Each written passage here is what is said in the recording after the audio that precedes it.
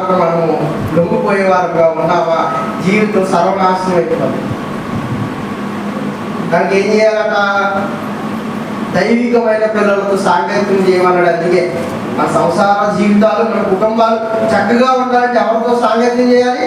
దైవిక సంబంధమైన పిల్లలతో సాంగత్యం చేయాలి. వాళ్ళ కుటుంబాన్ని ఎలా కట్టాలో సన్నిధానంలో నేర్చుకున్నారు. పిల్లలు దేవుళ్ళు ఎలా పెంచాలో సన్నిధానంలో నేర్చుకున్నారు.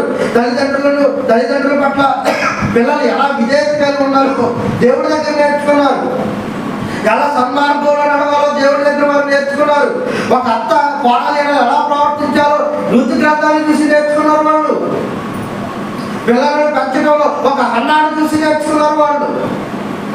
పెద్దవారి పట్ల గౌరవ మర్యాదలతో ఉండటంలో యేసుక్రీస్తు విధేయతను చూసి నేర్చుకున్నారు వాళ్ళు. వెళ్ళి వాళ్ళ దగ్గర నివాసం వచ్చి దేవుని గ్రంథంలో ఉన్న వాక్యాలను బలపరిచి పంపిస్తారు. అంటే ప్రతి పనికి